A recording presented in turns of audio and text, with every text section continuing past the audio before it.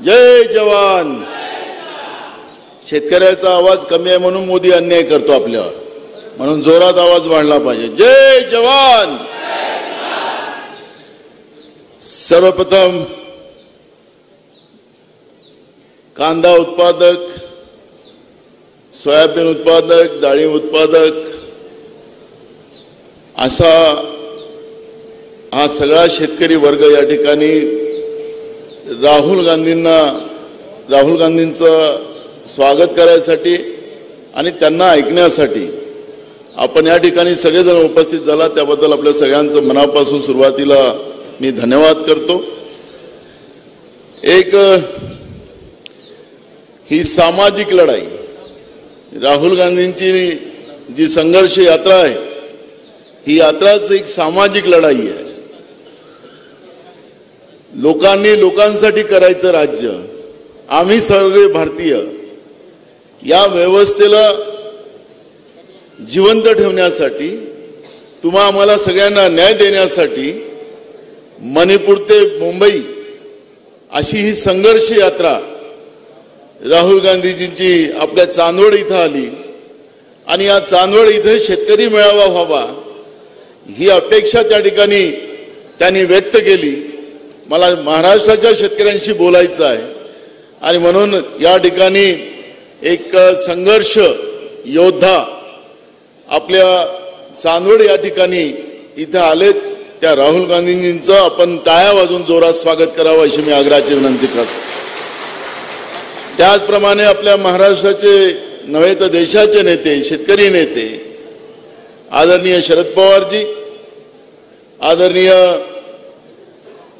आमचे काँग्रेस पक्षाचे विधिमंडळाचे नेते बाळासाहेब थोरातजी, आपली शिवसेनेची मुलूक तोप संजय राऊतजी, या कार्यक्रमाला उपस्थित झालेले राष्ट्रवादीचे अध्यक्ष महाराष्ट्र प्रदेशचे जयंत पाटीलजी, आमच्या माजी मंत्री आणि AICCच्या आमच्या वर्किंग कमिटीच्या सदस्य यशोमती ठाकूर, माजी मंत्री विश्वजीतजी कदम, उपस्थित आमचे ज्यांनी हा कार्यक्रमाचं आयोजन केलं ते या भागाचे लोकप्रिय माजी आमदार शिरीष कोतवालजी, आदरणीय मंचावर बसलेली सगळी नेते मंडळी, वेळ अपुरा असल्यामुळे मी सगळ्यांचं नाव न घेता उपस्थित झालेल्या माझ्या मोठ्या प्रमाणात या ठिकाणी शेतकरी माता, आमचे वडीलधारी मंडळी आणि सगळे युवक मित्र आणि पत्रकार बंधू, खरं तर कांदा उत्पादकांचं तर मोदी सरकारने सत्यानाशच केलेला आहे. कांदा हा जीवनावश्यक व्यवस्थेमध्ये नाही. कांदा खाल्ला नाही तर काय फरक पडतं असं कोण म्हणतो? कांदा खाल्ला नाही तर काय फरक पडतो? कोणी म्हटलं? निर्मला सीतारामन म्हणजे भारताच्या अर्थमंत्री आहेत, त्यांनी सांगितलं, मोदींनी सांगितलं की तुम्ही सांगून टाका या कांदा उत्पादकाला की तुमचा कांदा खाल्ला नाही तर काही फरक पडत नाही. आता जो आमच्या कांद्याला अशा पद्धतीचं जीवनावश्यक वस्तूतून काढायचा प्रयत्न करत असेल त्या भाजपचं काय करायचं? त्या भाजपचं काय करायचं? नाही, आपल्या जीवनातूनच त्याचा कार्यक्रम वाजवून टाकायचा. आम्हाला भाजप हा पक्षच माहित नाही, निपटवून टाकायचा. या निवडणुकीमध्ये आपल्याला तोच प्रयोग करायचा आहे.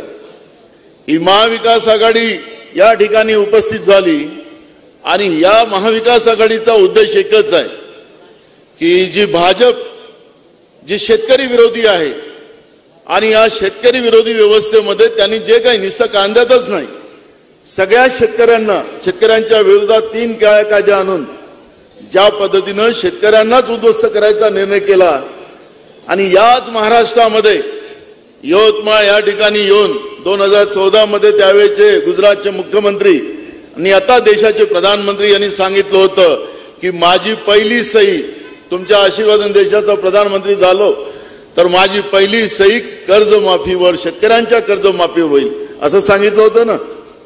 शेतकऱ्यांचं उत्पन्न 2 पटीनं वाढू, 1.5 पट त्याच्या शेतीला भाव देऊ असं मोठं आश्वासन आपल्याला दिलं याच महाराष्ट्राच्या भूमीवर, या संतांच्या भूमीवर. आणि या संतांच्या भूमीवर येऊन पूर्ण देशाच्या शेतकऱ्यांना फसवलं, शेतकऱ्यांना उद्ध्वस्त करण्याचा निर्णय केला, तर महाराष्ट्राच्या शेतकऱ्यांनी हा संदेश देशाच्या शेतकऱ्याला देण्याची गरज आहे की आता मोदीजी तुमची जुमलेबाजी चालणार नाही.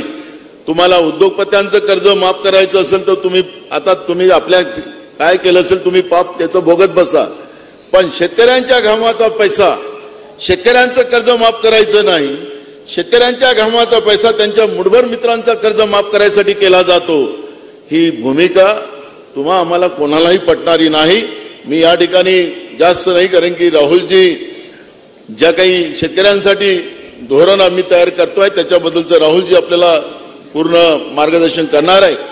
त्यामुळे मी जास्त वेळ न घेता मी आपल्याला एवढंच, मी राहुलजींना आणि शरद पवारजी साहेबांना आणि उद्धव ठाकरे साहेबांना विश्वास देतो की महाराष्ट्राचा शेतकरी हा महाविकास आघाडी सोबत राहील असा तुमच्या वतीनं देऊ का विश्वास? तुमच्या वतीनं मी विश्वास देतो. आणि बीजेपीचं कायम जसा आमचा कांदा जीवनावश्यक वस्तूतून निपटवला तसा यांचं भाजप मुक्त, बरोबर.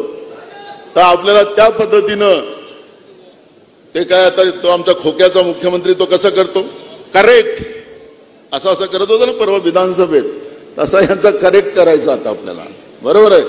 मी पुन्हा आपल्या सगळ्यांना मनापासून धन्यवाद देतो. राहुल जी, आपके ये स्वागत के लिए और जो आपने किसानों को विश्वास दिया है, वो विश्वास के खातिर ये सब पूरे किसान, ये बड़ा मैसेज यहाँ से पूरे देश के किसानों को जाएगा. और मुझे लगता है कि ये किसान खुद यहाँ पर आया है, आपके स्वागत के लिए आया है. जो आपने MSP हो, किसानों के कर्ज माफी की बात हो, ये सब